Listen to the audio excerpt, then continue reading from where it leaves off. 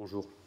Je remercie Monsieur le professeur Armand Reclès et les organisateurs de cette manifestation de m'avoir convié et également de m'avoir posé cette question.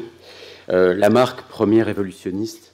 Évidemment, cette question appelle tout de suite une précaution oratoire, sans doute inutile, mais je préfère tout de même prendre quelques instants pour détruire le mythe du précurseur. Vous savez qu'en histoire des sciences, nous nous méfions énormément de cette notion de précurseur. Il ne s'agit pas de rechercher chez Lamarck les germes d'une théorie qui serait ensuite présente chez d'autres auteurs. Donc nous ne ferons pas de Lamarck un pré-Darwin ou un pré-quelque chose. Non, nous chercherons donc à comprendre quels sont les tenants de sa théorie. Et cette théorie serait-elle donc une théorie évolutionniste? Je vous propose d'entrer dans le propos de Lamarck et d'y rechercher plutôt la place de l'historicité, c'est-à-dire de quel type d'histoire Lamarck nous parle. Alors vous savez sans doute que pour un historien des sciences, Lamarck présente cette particularité remarquable et passionnante de s'être en quelque sorte, si j'ose utiliser ce mot, converti au cours de sa carrière. Et cette conversion a lieu en fait en 1802, ou à peu près en 1802, mais de manière marquée en 1802. Précédemment, il a publié un certain nombre d'ouvrages, dont le premier était sa Flore française, qui faisait de lui un botaniste. Puis il s'est intéressé à différentes questions de sciences, relatives, on le verra, beaucoup à la chimie, notamment à la météorologie. Il a publié un certain nombre d'ouvrages, mais également, il est devenu un spécialiste de ces animaux sans vertèbres, puisqu'il a occupé la chaire correspondante au Muséum national d'histoire naturelle dans les années 1790. Et en 1802, donc, ce moment de la conversion dans cet ouvrage, les recherches sur l'organisation des corps vivants, et on trouvera ensuite les traces de sa théorie dans tous ces ouvrages suivants. Alors, le Lamarck fixiste, ce Lamarck qui n'est pas encore évolutionniste, et je prendrai quelques précautions également à l'égard de ce mot tout à l'heure.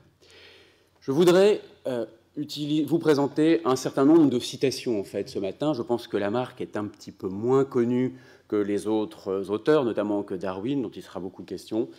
Et ça vaut la peine, je pense, d'attirer votre attention sur quelques citations directement. On comprendra mieux, je pense, les ambiguïtés, la délicatesse de l'interprétation de Lamarck en lisant directement ces phrases.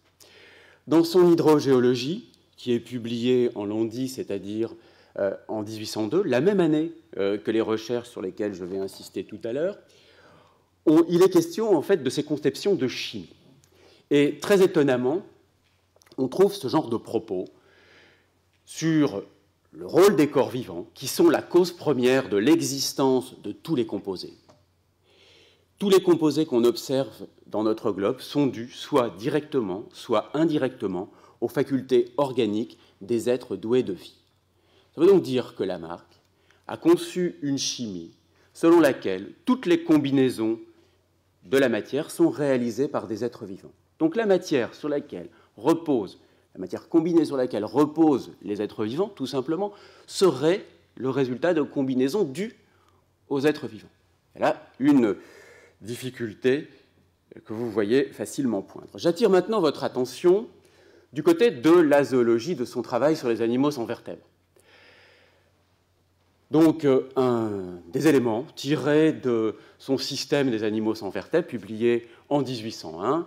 C'est l'œuvre de quelqu'un qui est donc professeur au Muséum national d'histoire naturelle, qui connaît très très bien cette question. Il nous décrit les classes d'animaux sans vertèbres, parmi elles les mollusques, les crustacés, les arachnides, les insectes, les radiaires, et on arrive à une classe, la classe la plus simple, celle des polypes. Il nous la décrit comme étant constituée par des animaux au corps dépourvu de tête et n'ayant d'autres organes internes apparents qu'un canal intestinal dont l'entrée sert de bouche et d'anus.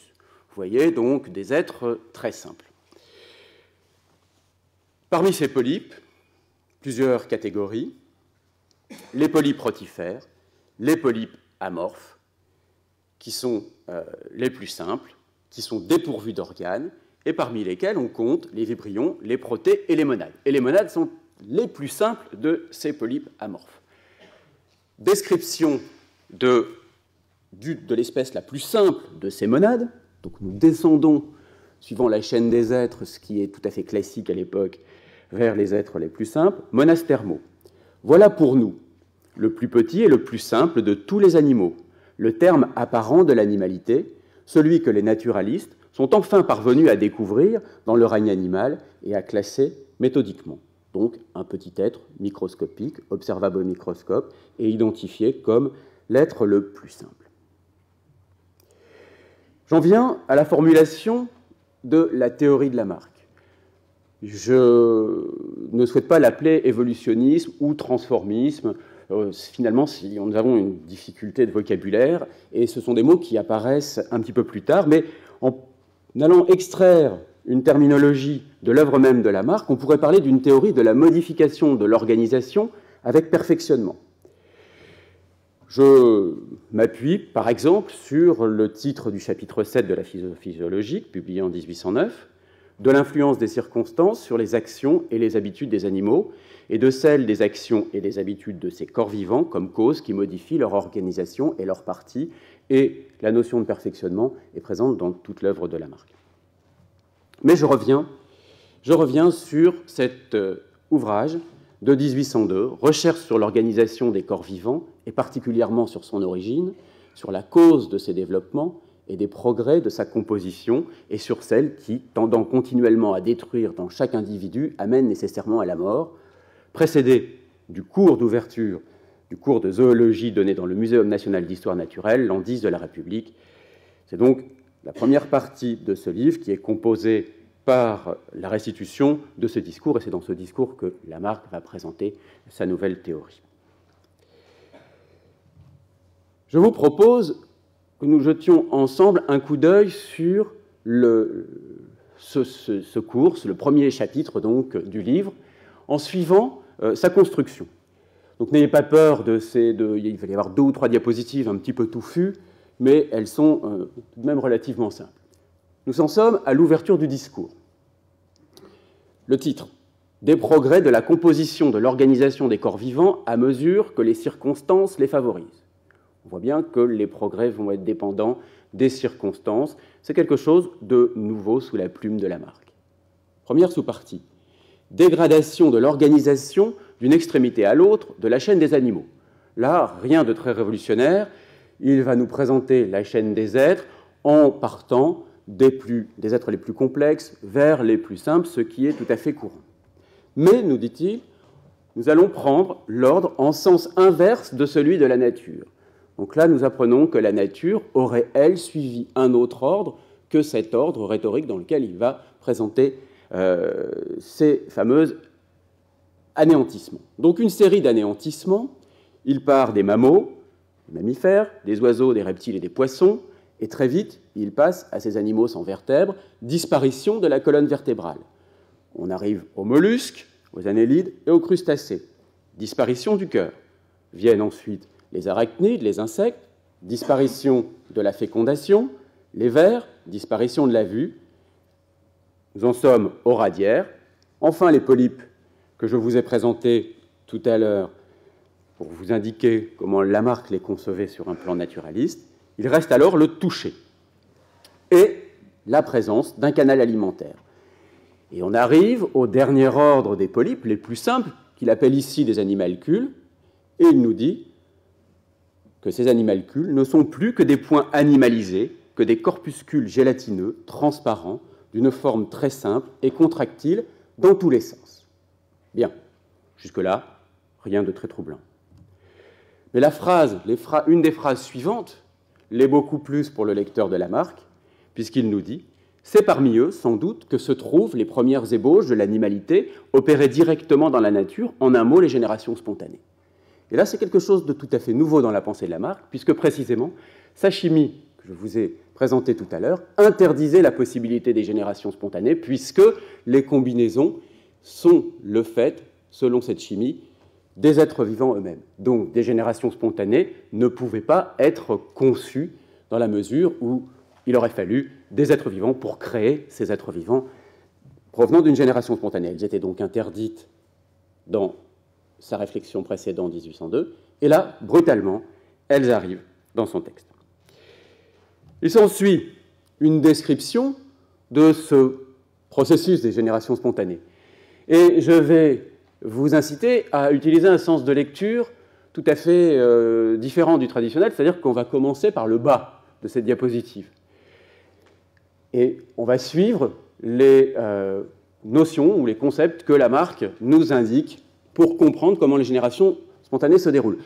Je vous invite à lire les choses dans ce sens-là, volontairement, pour vous montrer que ce que Lamarck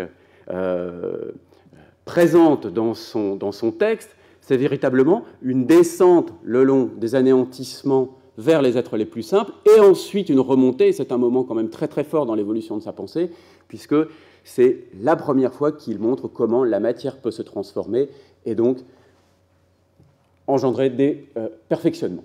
Alors il commence par une définition de la vie, qui est un ordre et un état de choses dans les parties de tout corps qui la possèdent, qui permettent ou rendent possible en lui l'exécution du mouvement organique, et qui, tant qu'il subsiste, oppose efficacement à la mort. Intervient tout de suite un concept important chez Lamarck, qui est celui d'orgasme vital. Il s'agit d'une tension particulière dans tous les points des parties molles de ces corps vivants, qui tient leurs molécules dans un certain écartement entre elles. Donc il faut imaginer que les constituants de la matière, sous l'effet de cet orgasme vital, s'écartent légèrement. Et lorsque l'être est mort, eh bien, il y a une sorte d'effondrement et cet orgasme cesse. Cet orgasme vital peut s'appliquer sur de la matière gélatineuse. Quel est cet état gélatineux? C'est l'état le plus voisin de l'état fluide, ayant par conséquent la plus grande des souplesses et seulement une consistance suffisante pour être susceptible de constituer les parties contenantes. C'est-à-dire qu'il faut une matière suffisamment molle, mais aussi suffisamment solide pour que des transformations puissent s'imprimer sur elle. Tel est l'état des corps organisés les plus gélatineux. Alors précisément, qu'est-ce qui va transformer cette matière? Eh bien, ce sont les fluides. Et Lamarck distingue deux types de fluides, les fluides incontenables et les fluides contenables. Les fluides contenables, il nous dit que ce sont ceux qui tracent d'abord les premiers traits de la plus simple organisation, ce sont en fait la chaleur et l'électricité, et particulièrement la chaleur. Et c'est d'ailleurs cette chaleur qui permet l'existence de l'orgasme vital et qui permet cette sorte d'agitation. Il faut comprendre que l'orgasme vital, en fait, est quelque chose qui s'oppose à l'attraction et qui évite l'effondrement de la matière sur elle-même. Donc, premier effet des fluides, les fluides incontenables, qui sont responsables des premiers mouvements, de la contractilité de cette matière, donc acquisition de la contraction, de la capacité de se distendre. Et puis, action ensuite des fluides contenables, qui vont traverser la matière gélatineuse sur laquelle nous sommes en train de réfléchir. Il s'agit de l'eau et des gaz, enfin des liquides et des gaz, et qui, éventuellement, en traversant cette matière, vont déposer à l'intérieur une nouvelle matière, c'est-à-dire des molécules, des éléments qui seraient présents en solution dans cette eau. Et ces fluides contenables, ces liquides, et on peut le dire cette eau finalement, va participer à sculpter, en quelque sorte, va modeler cette matière gélatineuse, et la première structure à être constituée par l'action des fluides contenables sera en fait une sorte de tube digestif primitif, primordial, aveugle, qui est constitué par le fait que le fluide circule toujours de la même manière, utilise les mêmes pores, le même chemin, et donc, Lamarck nous le dit, insensiblement, cette fossette qui se creuse par l'habitude, et évidemment, chez Lamarck, l'habitude est quelque chose d'absolument fondamental, et on voit qu'il l'a fait intervenir au moment les plus primordiaux du processus. Eh bien, cette habitude permet les premières transformations, et à ce moment-là, nous obtenons les polypes, ces polypes avec un tube digestif aveugle à une extrémité. Mais nous sommes donc Lamarck nous a montré comment passer de la matière gélatineuse à des êtres déjà organisés. Vous voyez que les générations spontanées, finalement, ont une importance particulière dans l'œuvre de Lamarck. D'autant plus qu'elles engendrent un recommencement permanent. Elles ont lieu continuellement dans la nature. Je vous propose de regarder quelques instants ce tableau proposé par Lamarck dans les éditions de la philosophie zoologique en 1809. Il présente des séries qui sont un petit peu différentes de celles qu'il évoquait dans ses recherches, dans la mesure où vous voyez en fait deux séries principales. Ici, une série très courte avec les infusoires, les polypes et les radiaires. Elle s'arrête ici, ou du moins elle en est là. Et puis une autre série qui débute par les vers, et on observe tout de même quelques bifurcations. Il n'y a pas de linéarité absolue. Et il faut bien saisir que ce sont des générations spontanées qui donnent ces vers, et ce sont des générations spontanées qui donnent ces infusoires. Continuellement, des générations spontanées ont lieu, et donc le processus de transformation commence sans arrêt, et dans la nature actuelle, on observe différents stades de l'exercice de ce processus de transformation. Donc, un recommencement permanent et des générations spontanées à la base de ces séries. Alors, puisque nous sommes dans la philosophie zoologique, je ne résiste pas à vous proposer la lecture des lois qui sont très connues et qui sont au cœur, finalement, de la théorie telle qu'il la présente dans la philosophie zoologique. Première loi, dans tout animal qui n'a point dépassé le terme de ses développements, l'emploi le plus fréquent et soutenu d'un organe quelconque, on retrouve l'habitude, fortifie peu à peu cet organe, le développe, l'agrandit et lui donne une puissance proportionnée à la durée de cet emploi, tandis que le défaut constant d'usage de cet organe l'affaiblit insensiblement, le détériore, diminue progressivement ses facultés et finit par le faire disparaître. Il ne faudrait pas, puisque là, cette loi semble nous indiquer comment les transformations peuvent avoir lieu dans des êtres assez complexes, imaginer que cette proposition est très éloignée de celle qu'on a lue dans les recherches concernant des êtres très simples.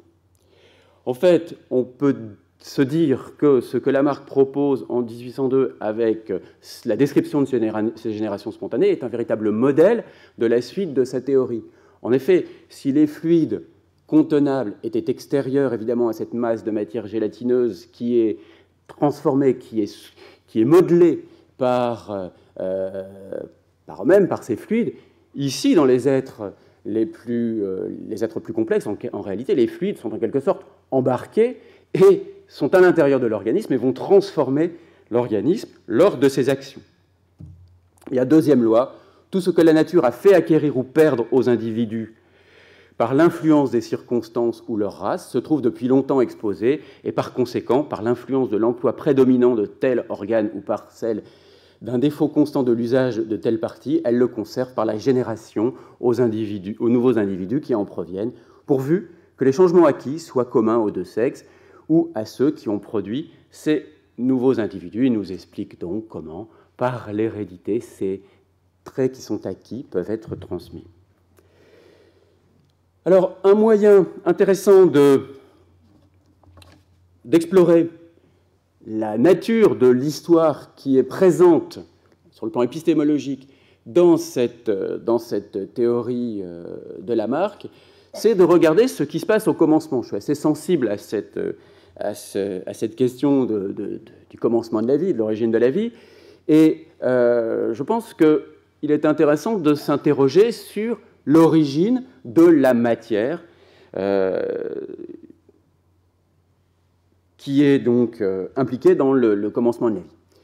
Donc, quels sont, dans les recherches, par exemple, les termes d'une éventuelle réponse sur la question de l'origine primordiale des êtres vivants, c'est-à-dire non pas des générations spontanées qui ont lieu en permanence dans la nature, mais sur peut-être la possibilité que sur une terre sans vie, il y ait eu un jour des premières générations spontanées. Je précise, ce qui rend les choses très délicates, c'est que Lamarck, dans ses recherches en 1802, soutient toujours la même théorie chimique, de manière très discrète. Il y a des références à ses mémoires de physique et d'histoire naturelle dans lesquelles il mettait au point, longtemps avant, cette théorie chimique. Et donc, dans l'appendice qui est publié avec les recherches, eh bien, on trouve des phrases tout à fait explicites mobilisant cette théorie chimique, et on peut comprendre à ce moment-là qu'il conçoit toujours que les détritus des corps vivants subissent des altérations qui fournissent les matériaux de toutes les matières minérales. Donc sa chimie est toujours présente. Il ne l'a pas balayée en 1802, elle sera, on le verra, toujours présente tout au long de son œuvre. Et donc si nous cherchons des générations spontanées particulières au sens où elles seraient véritablement les premières, nous rencontrons là une difficulté. Et cette difficulté se poursuit dans la philosophie zoologique. On peut lire « Toutes les matières minérales composées telles que les terres et les pierres, les substances métalliques, sulfureuses, bitumineuses, salines, etc. proviennent des résidus des corps vivants. » Il conclut « Il sera même très vrai de dire que les corps vivants sont la source première où toutes les matières composées connues ont pris naissance. » Il y a donc une contradiction qu'il est très difficile de traiter. On peut se demander à ce moment-là quelle serait, si on imagine tout de même que ces générations spontanées primordiales soient possibles, on peut se demander quelle serait l'origine de ces corps gélatineux. Or, Lamarck ne nous le dit jamais. Selon les principes de sa chimie, ces corps gélatineux dont il ne nous donne pas la composition pourraient bien être des corps composés dont il faudrait comprendre comment ils ont été combinés. Donc, des êtres vivants semblent être nécessaires. On a une possibilité, en tant qu'épistémologue ou historien des sciences, c'est d'accepter cette incohérence. C'est sans doute prudent. Et peut-être aussi peut-on considérer que les corps gélatineux sont le produit, à un certain stade, de l'altération de corps vivants, et que cette matière est mobilisée de corps vivants qui auraient existé, de corps vivants finalement morts, et que cette matière serait remobilisée dans de nouvelles générations spontanées, ce qui, si on choisit cette interprétation, rendrait impossible les premières générations spontanées. Donc on a un problème avec le commencement de l'histoire. Apparemment, ce commencement de l'histoire pourrait être impossible. Pourtant, lisant Lamarck dans le détail, on s'aperçoit qu'il est en pleine contradiction, il est face à des difficultés. Il écrit en 1802 « Qui est-ce qui ne sent pas que c'est par cette extrémité de l'échelle, c'est-à-dire la monade terme, l'échelle où ont lieu les générations spontanées, soit animale, soit végétale, que la nature a commencé et recommence sans cesse les premières ébauches de ses productions vivantes.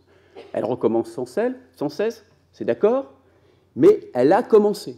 Donc elle aurait commencé une fois, pour la première fois. » D'autres lignes recèlent également une teneur historique. Vous concevez qu'en vous reportant à l'extrémité de la chaîne animale, où se trouvent les organisations les plus simples, et qu'en considérant parmi ces organisations celles dont la simplicité a pu être si grande qu'elle s'est trouvée à la portée de la puissance créatrice de la nature, alors cette même nature, c'est-à-dire l'état des choses qui existent, a pu former directement les premières ébauches de l'organisation. Elle a pu ensuite, par l'emploi de la vie et à l'aide de circonstances qui favorisent sa durée, perfectionner progressivement son ouvrage et l'amener au point où nous la voyons maintenant. Lamarck, là, semble nous raconter une histoire dans laquelle il y a un commencement de la matière qui se complexifie, et ensuite cette histoire peut continuer avec un perfectionnement. Le lieu de l'origine, il l'évoque aussi, il l'évoque également, et il s'appuie sur certains faits zoologiques, en observant simplement où se trouvent les êtres les plus simples, pour supposer que c'est dans l'eau que le règne animal a pris son origine. Des rares mentions à ce commencement possible. À d'autres endroits, les traces de l'historicité sont beaucoup plus ambiguës. Les premières ébauches de la vie, les molécules gélatineuses, en quelque sorte, vitalisées par la fécondation de la nature et le stimulus si répandu partout dans les temps chauds, auront reçu, dès les premiers temps, la faculté d'absorber par les pores de leur surface externe les fluides propres à les alimenter. Là, on voit que Lamarck ne date pas en quelque sorte ce processus. Il peut avoir lieu aujourd'hui dans la nature actuelle. Rien n'indique dans une phrase comme celle-là que ce processus ait pu avoir lieu à un moment précis, une première fois.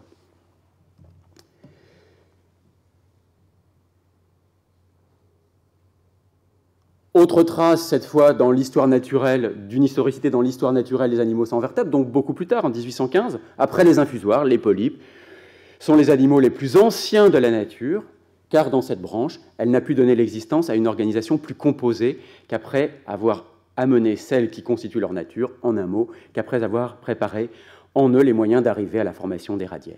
Donc, de la même manière, ici, Lamarck semble nous raconter une histoire. J'en viens donc à ma conclusion. Est-il évolutionniste? On voit que nous avons une difficulté avec le commencement de cette évolution dont il nous parle. Une difficulté quant à l'évolution de la matière. Comment Lamarck relie-t-il cette évolution des êtres vivants, s'il s'agit d'évolutionnisme, à l'évolution de la matière dont auraient émergé les êtres vivants? On a vu aussi que les générations spontanées ayant lieu en permanence, le phénomène se répète. C'est-à-dire que nous observons une diversité dans la nature, et finalement cette diversité est l'expression de la répétition de la même histoire. Je n'ai pas souligné, mais évidemment vous l'avez vu dans mon propos et dans les éléments de la théorie lamarckienne que je vous ai proposé. Ça doit être la fin de mon exposé. Aucune trace de contingence, donc concept dont il sera sans doute beaucoup question dans la suite de ce colloque. Et puis, évidemment, la question du premier, est-il le premier évolutionniste? Je prends donc des distances avec cette notion, cet évolutionnisme. Je dirais que c'est un évolutionnisme limité. C'est un évolutionnisme qui est limité par l'historicité limitée de la théorie de Lamarck.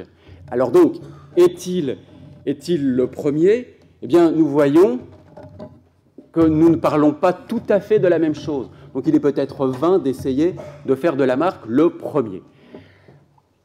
Il est évidemment avant Darwin, il est avant d'autres, et il est après d'autres aussi. On pourrait évoquer avec intérêt les lignes que Diderot a pu écrire dans les éléments de physiologie sur la transformation de la matière. Une chose est sûre, Lamarck est le premier, probablement, à écrire autant, à se lancer dans une formalisation d'une théorie qui parle de manière aussi précise de la transformation des êtres au cours du temps. Je vous remercie.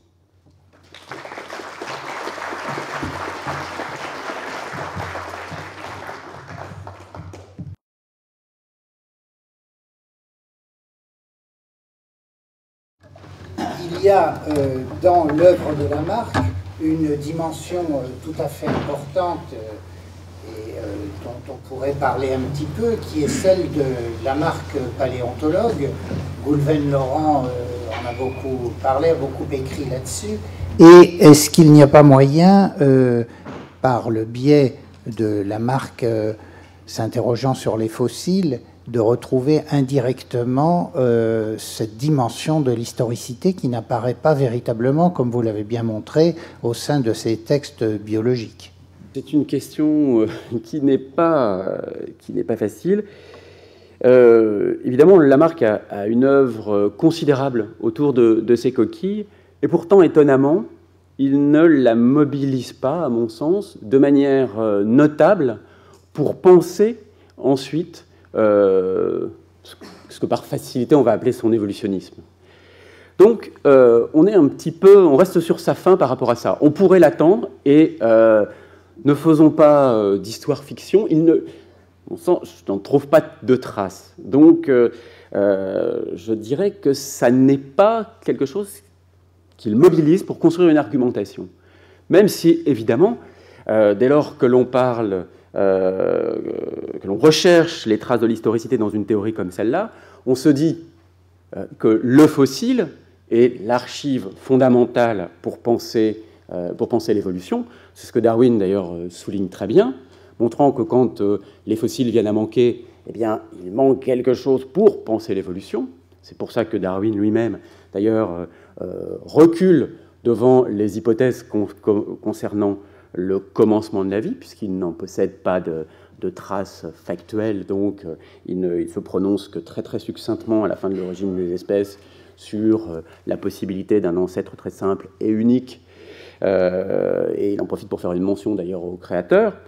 Mais le fossile qui pourrait être placé au cœur de l'argumentation de Lamarck n'a pas été mobilisé comme tel. Donc, pour ne pas, disons, raisonner sur son œuvre par la négative, j'ai évité de mobiliser ce fait. Mais effectivement, c'est étonnant, il ne mobilise pas. Y a-t-il une question dans la salle relativement à ce qui vient d'être dit?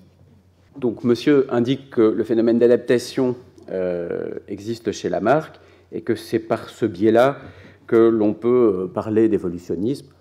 Oui, ce serait une entrée probablement pourrait, je pense, répondre à la question qui m'a été posée par beaucoup de voix différentes. J'ai choisi par intérêt, par goût, le problème de l'historicité. Et Armand Reclès me l'avait un peu soufflé tout de même. Mais vous avez raison, on pourrait aussi prendre l'adaptation comme notion fondamentale dans la compréhension de ces changements au cours du temps. Jean Gaillon. Oui, j'ai toujours été étonné en lisant la philosophie zoologique de l'importance qu'a l'examen par Lamarck de la dégradation de l'organisation, qui évidemment n'est pas une notion temporelle, c'est sa manière d'examiner l'anatomie, mais c'est tellement important que, pour lui que ça en est insolite pour un lecteur moderne. Je n'arrive pas à comprendre pourquoi il lui faut absolument faire comme ça. Je pense qu'il est intéressant pour répondre à cette question de se référer aux recherches en 1802. Le premier chapitre des recherches est en fait son discours.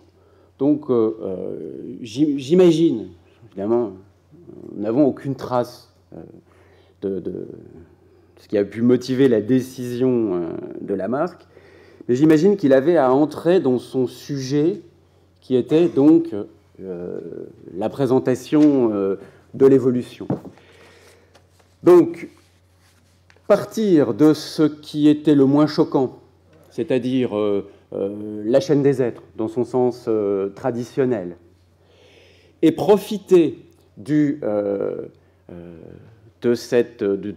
sens de lecture de la chaîne des êtres, du sens de lecture traditionnelle de la chaîne des êtres, pour remarquer la série d'anéantissements qui devrait être ensuite compris comme l'apparition de certains perfectionnements, quand il reprendrait les choses dans l'autre sens, c'était important. Et ça lui permettait d'arriver à ces générations spontanées, d'initier, de commencer le processus et de montrer ensuite comment remonter. Donc j'ai l'impression qu'en 1802, ça a véritablement une valeur peut-être pas argumentative, mais rhétorique, qui lui permet d'organiser son argumentation et de préparer son auditeur, parce que c'est peut-être comme ça qu'il l'a présenté dans son cours, probablement, de préparer son auditeur à cette remontée. On descend pour une fois jusqu'à la matière, jusqu'aux générations spontanées, et ensuite, on remonte. Il ne présente d'ailleurs en 1802 que les générations spontanées. Il s'arrête à la fabrication, il montre comment on peut produire des polypes, et il s'arrête là. Une fois qu'on a produit des polypes, on peut supposer comment on remonte le long de la chaîne des êtres et comment se succède l'apparition des différents perfectionnements. Et je pense que dans la philosophie zoologique, qui est en fait en partie un copier-coller des recherches, on retrouve la trace finalement de ce choix pour les recherches. Merci beaucoup. Eh bien, si Philippe Mühlmann